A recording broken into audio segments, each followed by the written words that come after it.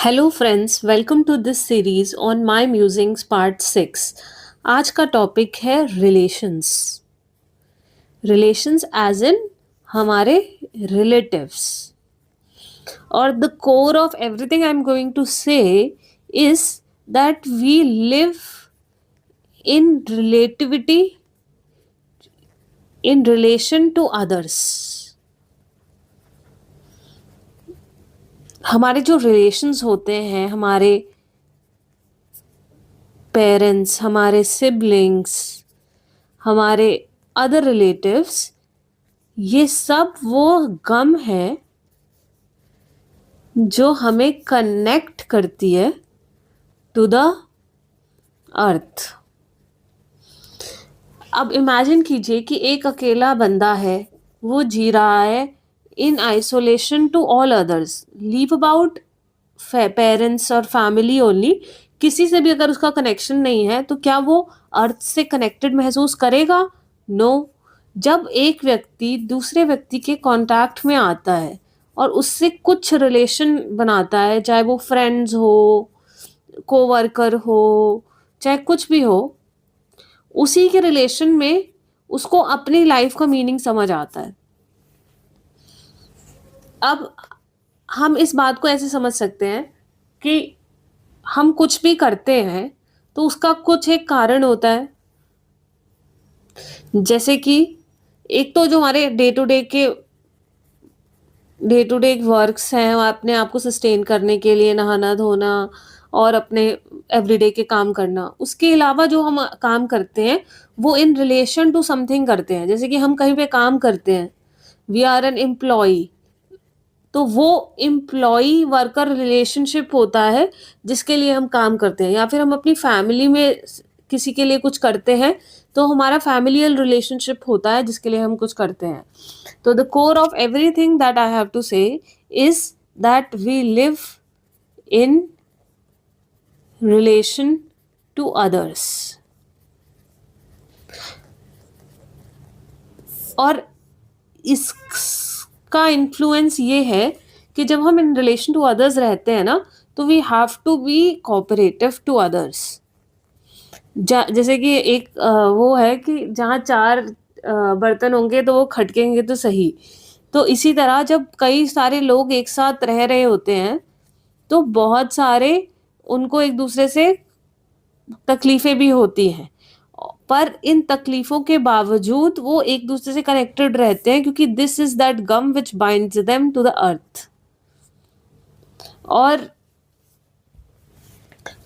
कहने का मतलब सिर्फ इतना है कि हमारे रिलेशंस में, चाहे वो हमारे पेरेंट्स हो, हमारे कोवर्कर हो, हमारे क्या कहते हैं फ्रेंड्स हो, फैमिली हो, उन सब से हमारे को कंप्लेन्स होंगी क्योंकि चार बर्तन हैं तो खटकेंगे तो सही। पर उन कंप्लेन्स के बावजूद we have to live with them.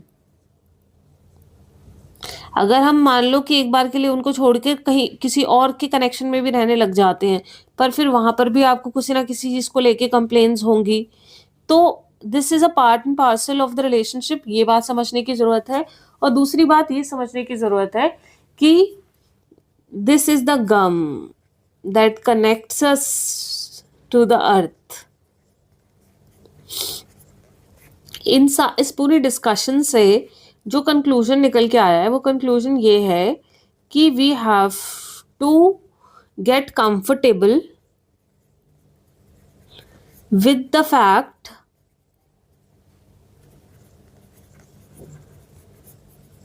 कि हमें कुछ कंप्लेंट्स तो दूसरों से होंगी ही, कुछ हमें एडजस्टमेंट्स करनी ही पड़ेंगी दूसरों के साथ रहने के लिए, एंड दिस इज इनएविटेबल क्योंकि चार लोगों की चार अलग अलग प्रेफरेंसेस हैं और उन सबको एडजस्ट करके एक दूसरे को अकोमोडेट करना पड़ेगा। तो बेसिक आइडिया ये है कि हमें expectation of so of the thing कि nobody hurts me, no one to hurt me, से एक्सेप्टेंस पे आना है कि आई विल बी हर्ट इस चीज़ को एक्सेप्ट करना है और उसके आगे जाके आपको फॉरगिवनेस का कॉन्सेप्ट भी आना चाहिए। जैसे कि हमारे पेरेंट्स होते हैं, इवन इफ हमारे को उनसे कुछ कंप्लेन्स हैं, बट हम उनके साथ ही रहना है क्योंकि उन्होंने हमें बचपन से पाल पोस कर बड़ा किया है। सेम थिंग जो हमारे दूसरे भी रिलेशंस हैं, एक हद तक मैं कहूँगी, मतलब अगर टॉक्सिसिटी इतनी बढ़ गई है कि मतलब वो आपको एक्चुअली में बहुत ज़्यादा हार्म कर रही है, तो वो एक कॉल आपको लेनी है। बट एक हद तक आपको एक्सेप्ट करना पड़ेगा कि you will be getting hurt by it and you have to learn the lesson of forgiveness. So my musings part 6 is on relations and forgiveness. और फॉरगिवनेस इसलिए नहीं करना क्योंकि हम मजबूर हैं, फॉरगिवनेस इसलिए करना है क्योंकि हमें अपने रिलेटिव्स के साथ ही रहना है। Relatives are the gum that connects us connects us to the earth। तो इसीलिए एक्सेप्ट करना सीखना है कि दिस हर्ट इज नॉर्मल, क्योंकि एडजस्ट करना पड़ेगा जब 4 लोग हैं तो। और फिर उसके आगे फॉरगिवनेस भी सीखनी है कि sometimes you get hurt by something but that's okay, you can move on. और उसको ऐसे दिल पे लगा के बैठ नहीं जाना चाहिए, उससे हमारा अपना टाइम, एनर्जी और एफर्ट वेस्ट जाएगा। इट्स बेटर है कि हम उसको भूल जाएं, उसको फॉरगिव करके मूव ऑन कर जाएं और ये सोचें कि हम अपनी लाइफ को और ब्यूटीफुल कैसे बना सकते हैं, how we can make our own life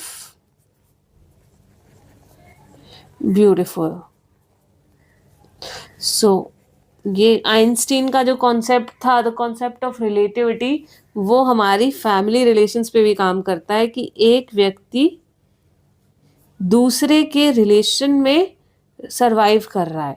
हम कुछ भी कर रहे हैं, we are in doing it in connection to the others.